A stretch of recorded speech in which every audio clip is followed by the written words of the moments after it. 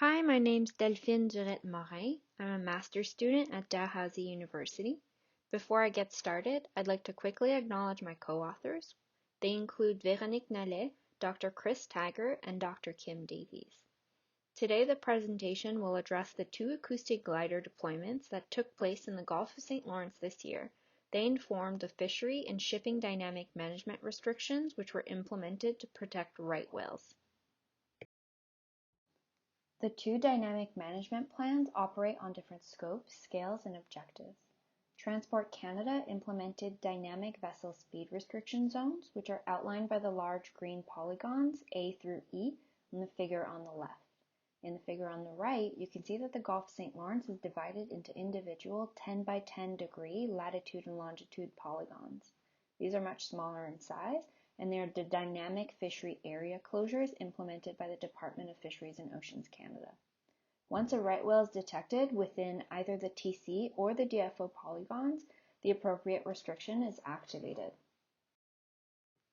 Before we get any further, I'd like to briefly describe these restrictions. So for the Transport Canada Dynamic Management Plan, if a right whale is detected within any of the dynamic vessel speed restriction zones A through E, a 10-knot speed restriction is activated for 15 days. Any subsequent detections restarts the 15-day restriction. If weather conditions deteriorate while the restriction is in place, it will be lifted to ensure that vessels can continue to navigate safely. The speed restriction will then be reinstated for the remainder of the 15-day period once the weather improves. For the Department of Fisheries and Oceans Dynamic Management Plan, if a right whale is detected within a dynamic fishery area closure, a temporary closure is activated for 15 days. The area closed is 9 fishery areas centered on the right whale detection. This includes the areas surveyed by the glider and all adjacent buffer areas. If a right whale is detected on a second day within a 15-day period, the grids are then put under a seasonal closure and will be closed until November 15th. Here are examples of the different types of monitoring platforms, visual and acoustic, that are currently used to inform dynamic management regulations in the Gulf of St. Lawrence. It's important to define how these platforms can be deployed optimally to inform these regulations. 2020 marks the first year that the RPAS and passive acoustic monitoring platforms are used to inform dynamic management in Canada. For this study, we focus on slocum gliders. These gliders have been used since 2014 to monitor for right whales in the Canadian waters. When mounted with the Digital Acoustic Monitoring Instrument, the DMON, Mark Baumgartner's system, they can record, detect, and transmit in near real time the presence of right whales. Because these gliders are slow-moving, they can only cover a certain amount of area at a time. It's important to strategically allocate the glider's monitoring effort for an efficient survey. We conducted a performance study where the flight plan of 2 glider deployments were designed to optimally fit the scales and objectives of 2 dynamic management plans in the Gulf of St. Lawrence. One of the gliders was deployed to support the shipping management, and the other to support the fisheries management. These deployments were the first step for the ultimate goal of optimizing the use of these gliders for the application of informing dynamic management. The glider deployed to support TC's dynamic management plan was to monitor a single vessel speed restriction zone, Zone C, highlighted in green in the figure, from mid-August to October 20th. The glider was to continuously make a transit of approximately 86 kilometers back and forth through Zone C, servicing every 4 hours to transmit data. The glider was flown in between the inbound and outbound lanes to reduce ship strike risks for the glider. Following this deployment, a second deployment is scheduled to be in Cabot Strait and to last for the remainder of the season. However, today we'll only be looking at the deployment that occurred in Zone C. As of October 12th, the glider has already triggered multiple speed restrictions. The figure shows a daily time-lapse of the glider, in blue, continuously transiting through the vessel speed restriction Zone C on every day until October 12th. Right whales detected by the glider are illustrated by the black dots that appear along the tracks. When a slowdown restriction is triggered in Zone C by the glider, the polygon turns red. When the restrictions are lifted due to poor weather conditions, the polygon turns gray. As of October 12th, the glider made 10 detections on 7 separate days, and speed restrictions were active for 26 of the 58 days of the deployment thus far.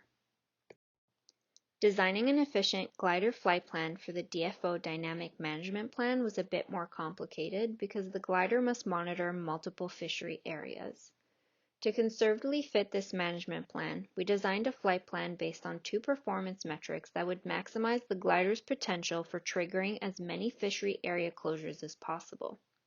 The first step was to maximize the area covered by the glider. This would include the buffer fishery areas that could be closed by the glider.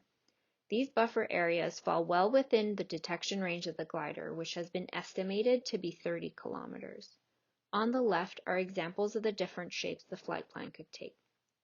The second step was to orient the flight plan to maximize its probability of encountering right whales based on the spatial climatology in the southern Gulf. This is depicted in the figure on the right. The resulting flight plan is shown on the figure on the left. With this deployment plan, the glider would cover 20 fishery areas, which are illustrated by the red polygons. However, if we include the buffer areas, which are illustrated by the purple polygons, the total number of fishery areas that the glider has the potential of closing during this deployment is actually 68. This deployment lasted a month and a half and started mid-July. During the deployment, right whales were detected on 20 days by the glider. At the start of the deployment, however, most of the fishing areas were already closed due to monitoring from visual surveys, which started at the end of April. The figure here shows all fishery area closures by August 28th. The temporary closures are shown by red polygons, and seasonal closures are shown in black. The glider triggered an additional 8 fishery area closures, illustrated by the red and white asterisks on the figure. 4 of these closures were subsequently triggered by the glider for seasonal closures, which are shown by the white asterisks. Hypothetically, in a scenario where all fishing areas had been open at the start of the glider's deployment, the glider would have closed a higher number of fishing areas. The figure shows a daily time-lapse of the glider in blue transiting through its flight plan. Right whales detected by the glider are illustrated by the red dots that appear along the tracks. Red polygons illustrate temporary closures of the fishing areas triggered by the glider, while black polygons show seasonal closures. In this scenario, the glider rapidly triggers 51 fishing area closures in total, 40 of which were seasonal closures. These 2 deployments highlight the efficiency of gliders to monitor for right whale presence in the Gulf St. Lawrence, especially showing that right whales are indeed detected in the Laurentian Channel. This also showcases how gliders can be applied as monitoring tools to support multiple dynamic management plans, which vary in scales and objectives. On behalf of my co-authors, I'd like to give a special thanks to Mark Baumgartner, Hanson Johnson, the COTR glider team, Teledyne Web Research, without whom these deployments would not have been possible. I'd also like to thank everyone else who's contributed to this work. Funding agencies included Transport Canada, NSERC DFO Whale Science for Tomorrow, Meopar Whale, and the NSERC Graduate Scholarship. Thank you for listening to this talk.